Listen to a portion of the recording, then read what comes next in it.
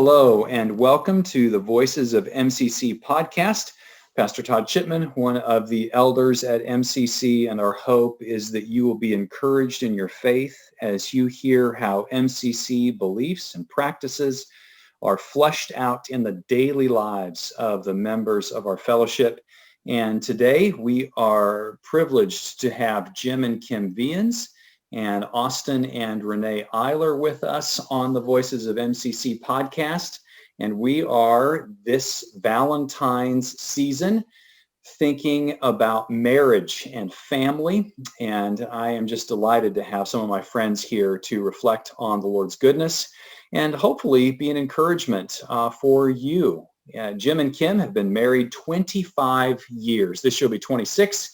And they have a wealth of marriage experience and parenting and the Lord's goodness upon them in so many ways. I'm excited to hear just a bit of their story. Some of you know it. Some are just getting to know Jim and Kim.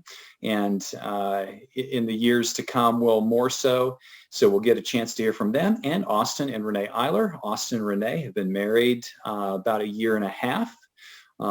Coming close to 2 now, I guess about a year and 2/3, and are parents twice, one, a daughter Abby, and then expecting again, and excited to think with them about life and the Lord's goodness in marriage and having children quickly in marriage and surviving COVID some here. So lots to talk about. Jim and Kim, welcome. I want to start with you. Married 25 years and 26 this year. Give us just a nugget. How did you two meet? We met working at Walmart together. Actually, it was interesting the fact that we even crossed paths because Kim worked an evening shift processing returns to go back to the vendors, and I worked night receiving from 10 in the evening to 7 in the morning. So she was just getting ready to leave, wrapping up her day as I was coming in. And she caught my eye. Now, that just changed all of our perspective about Walmart.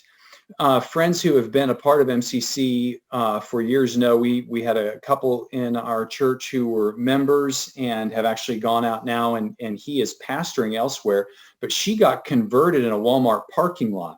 So you can get saved and you can meet your spouse at Walmart. So everything's different now. Next time you go and it smells and you can't find what you're looking for and there are 50 people in line in front of you, think about the kingdom and the altar. And Walmart just got better. Jim and Kim, married now 25 years, and you have been at Masters how long? We've been at Masters, I believe it is 19 years. We started coming there in 2002.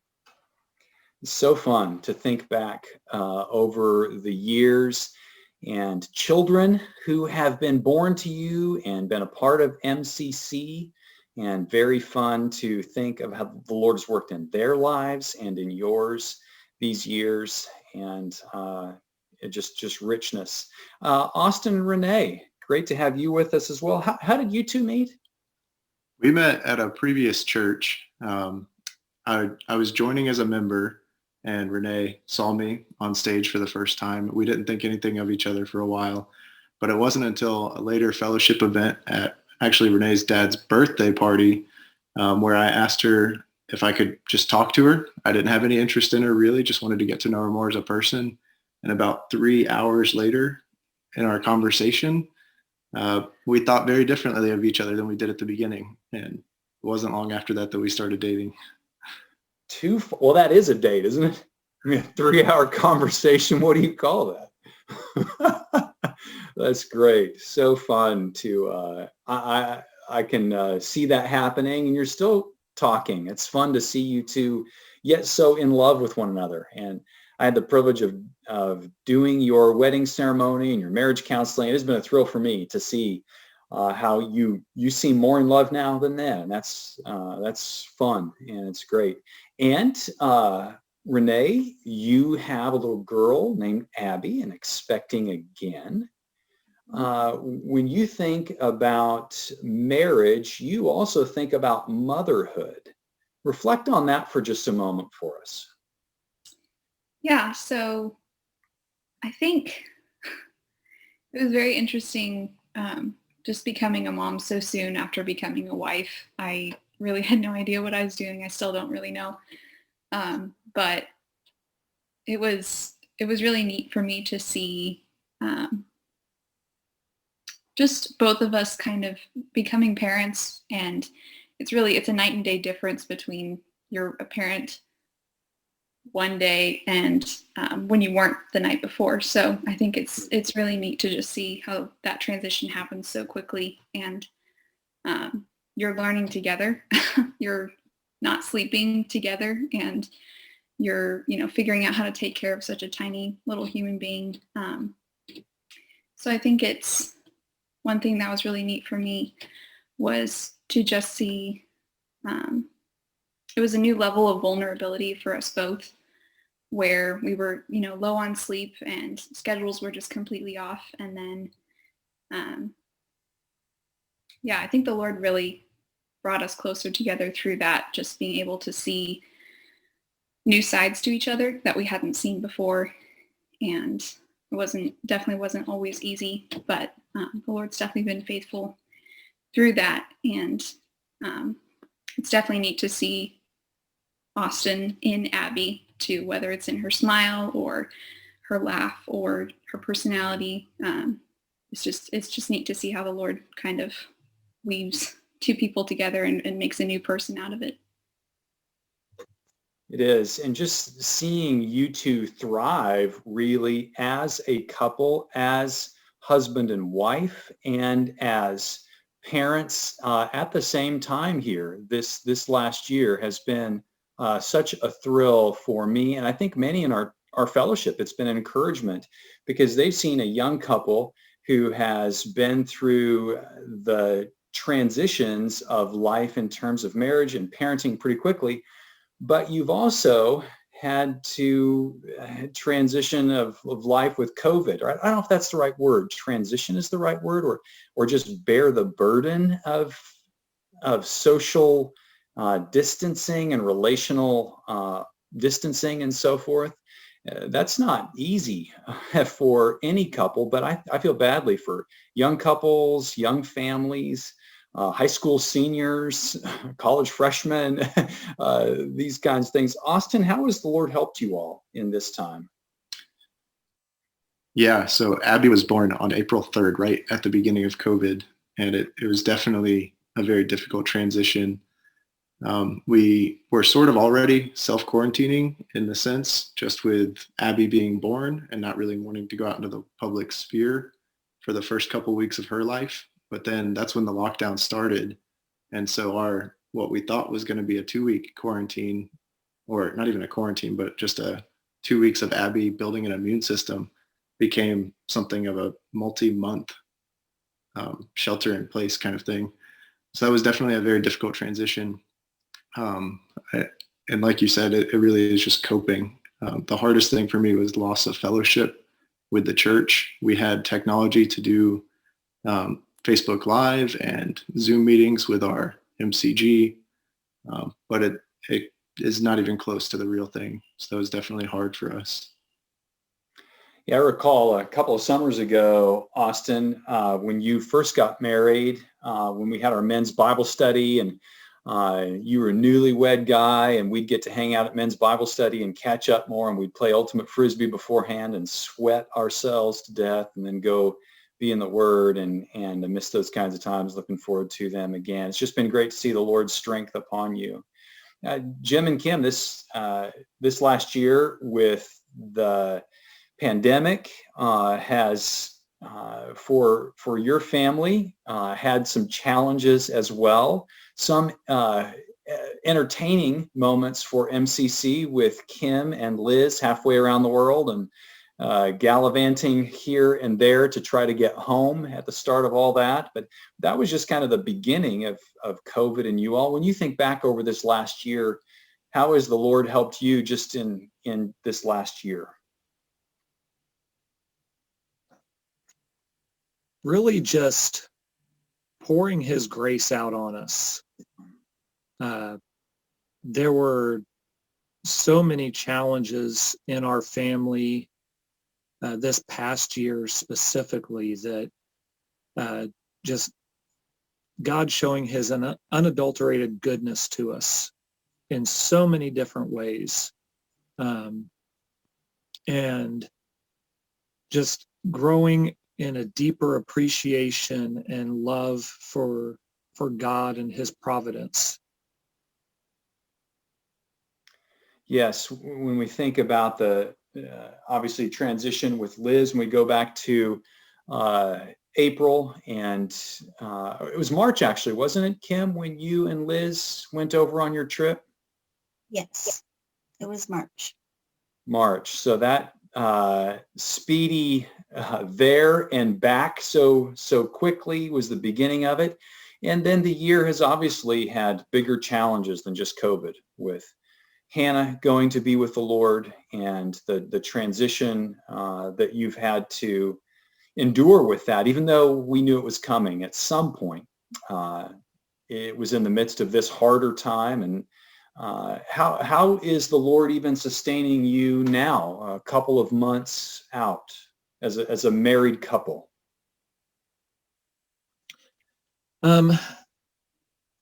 Really just providing us resources to be able to cope with moving on in life after such a loss. And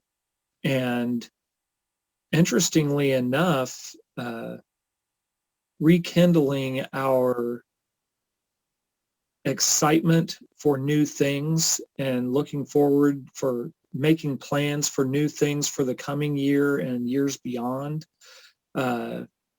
and making those plans together as a husband and wife.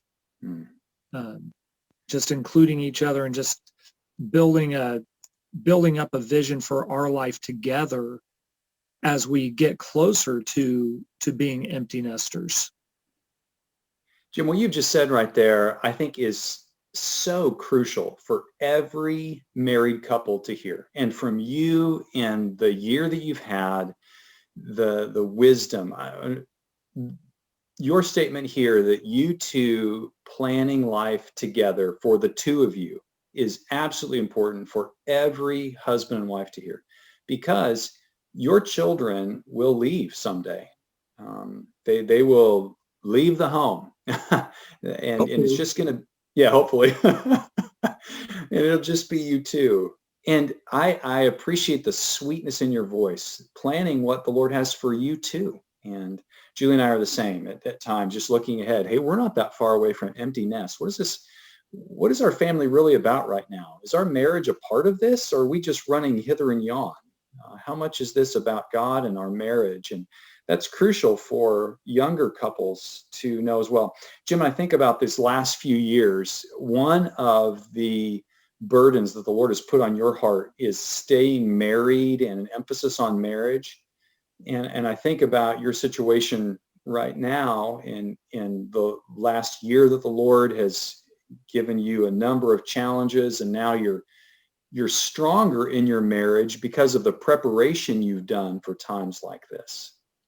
Can you just unpack that for us in terms of how the Lord's helpfulness these last few years to think about marriage is helping you now in what has been a harder season?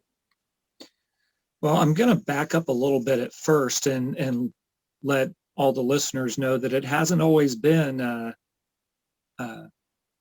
rainbows and unicorns in our marriage. There's been some challenges, even fairly recently. I mean, within the last 5 to 10 years.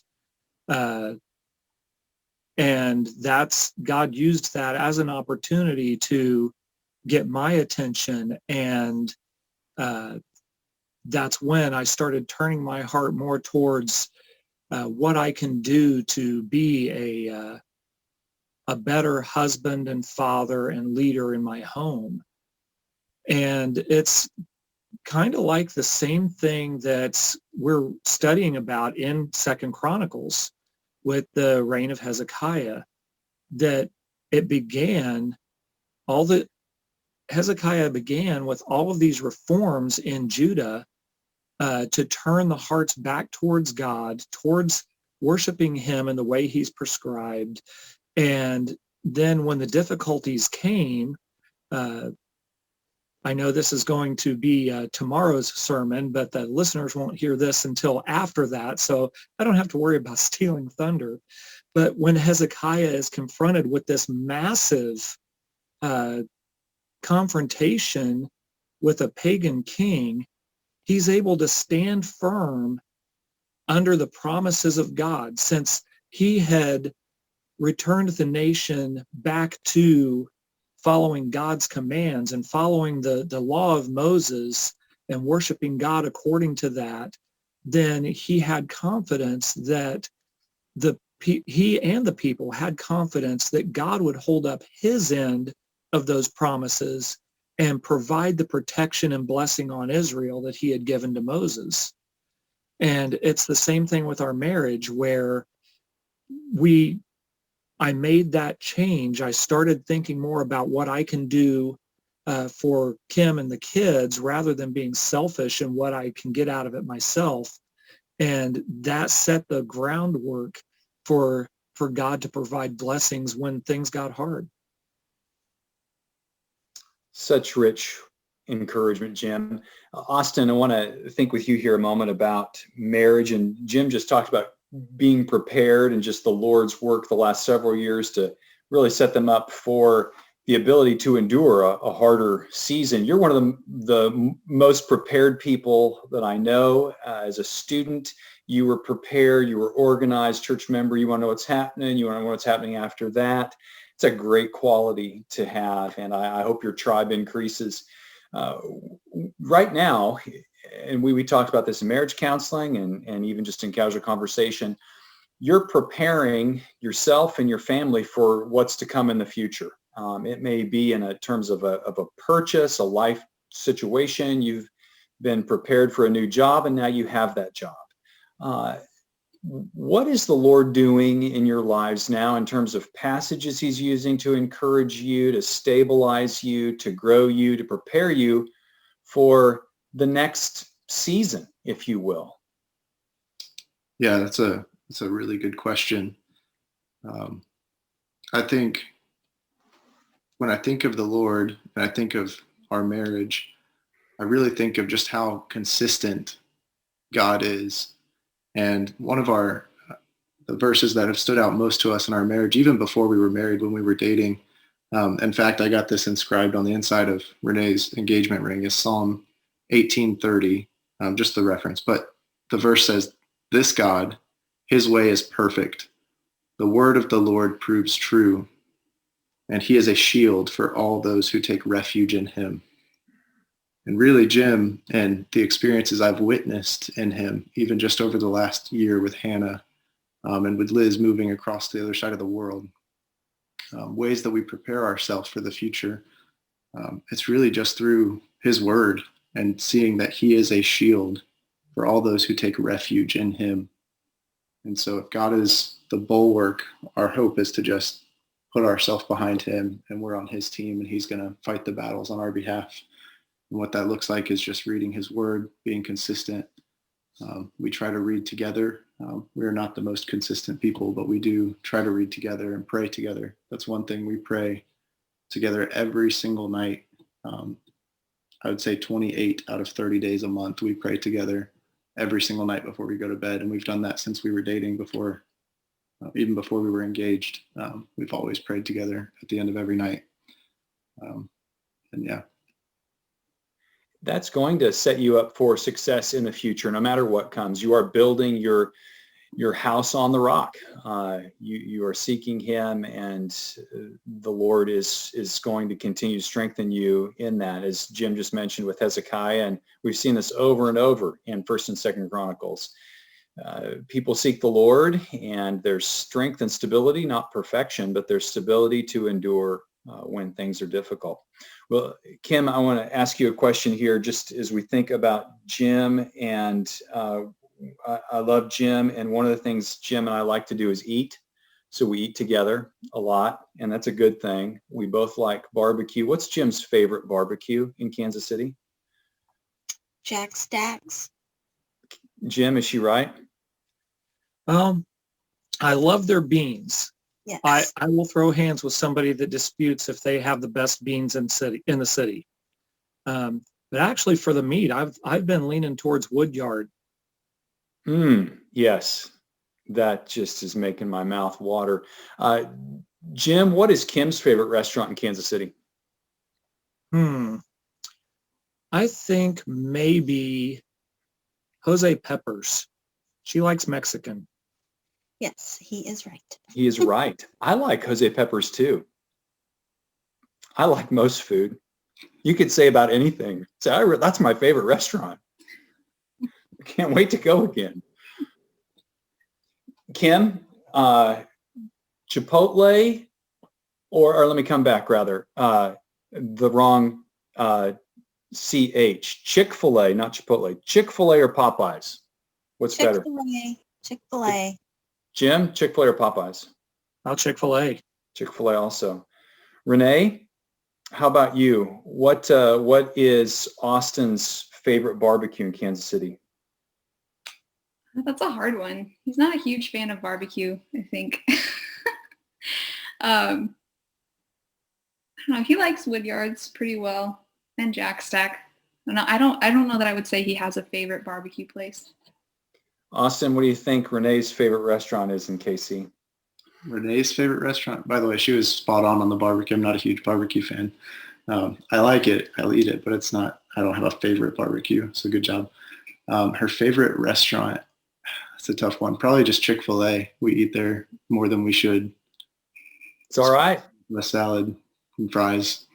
Yeah. You're not the only one who eats there a lot, right? That's a most successful franchise in the country for fast food, I think, or maybe all restaurants. So doing just A-okay. So I don't need to ask Popeyes or Chick-fil-A, do I? No. That's a mute point. So Austin, we'll go back to Chipotle. If Renee goes to Chipotle, what does she order? She would get a steak bowl with a tortilla on the side. You're one of those people. You have to pay the extra quarter now. There's an extra quarter involved? Is that new? That's new. Yes. If you want your tortilla on the side, you got to pay. Isn't that funny? You got to pay a quarter. Wow. What's next? Payphones? So Renee, what does Austin get at Chipotle? He would also get a burrito bowl with chicken in it. And he would get a tortilla on the side, and then he would pack all of his meat into his tortilla. Because you actually get more meat if you get a bowl with a tortilla instead of just a burrito, a plain burrito. Yeah, love it. So fun. Well, when we think about marriage, you have been married, Austin and Renee, year and 2/3 about. Going to have a second child here in 2021, Jim and Kim, 25 years. Give a word or two of advice, just anything I haven't covered yet, to young couple. So Austin, I want to start with you. Word or two advice. Renee, word or two. Jim, word or two. Kim, word or two. Yeah, this is really hard because I know I'm stealing Renee's, so she needs to start thinking now. But I would say forgiveness would be key in all things in our marriage. Being very quick to let things go, not going down, like don't let the sun go down with anger still looming in the air. Even if you're upset and it's time to go to bed, at least apologize and tell each other you love each other and continue the conversation. And then to add to that, maybe clearing the air of things and processing them and discussing them, and not just letting things turn into bitterness or grudges over time and let there be hardening in that, but really resolving things. Renee. He did steal mine. So, yeah, one thing that comes to mind is I think probably one of the biggest things for us has been intentionality with each other. I think something I've been thinking about, especially recently, is just, if after the first year, you don't really realize it, but maybe you start being a little bit less intentional with one another, just in day-to-day life. Like, we try to go on consistent date nights, which I think is also really important for young couples, for any couples, to have a consistent date night, not just to plan it for, every 3 months or whatever, but have a time in spite of, babies and whatever else, but have a time where you can go out, just the two of you, and it doesn't have to be expensive, but just make that intentional. And then just be really intentional throughout the day as well, where it's easy when you're dating, when you're engaged, when you're first married, to, do sweet things for your spouse, or to, to be really consistent in praying for them. But, we've only been married a little under 2 years, and I find myself forgetting to do that, to write him little notes, and to, leave him something special, or get him his favorite dessert, or just whatever it might be, those little things that make a really huge difference, that tell your spouse throughout the day, like, I love you, and I'm thinking about you, and you're on my mind. And it helps keep marriage as a pivotal focus in your life, in the midst of, especially like for us right now, it's in the midst of having a baby and just life transitions. And it's easy to get focused on those things more than we're being intentional with one another. Thanks so much, Renee. Jim? Talk about things, especially big things, before they're an issue. A couple examples I'll give. Kim and I talked before we even got married, started talking about the idea of her staying home with the kids when we started having kids. And we discussed it, talked it through, came to a decision, and we stayed with that. So it wasn't this big blow up fight when we started having kids, and her saying, well, I want to keep my job. I want to go to work. The other one was, once we did have kids, Elizabeth was maybe a year old, and we were already talking about possibly homeschooling. That way, when it was time for her to start school, it's not a big decision that we're trying to cram in there and, again, blow it up into a big fight. We have this all worked out ahead of time.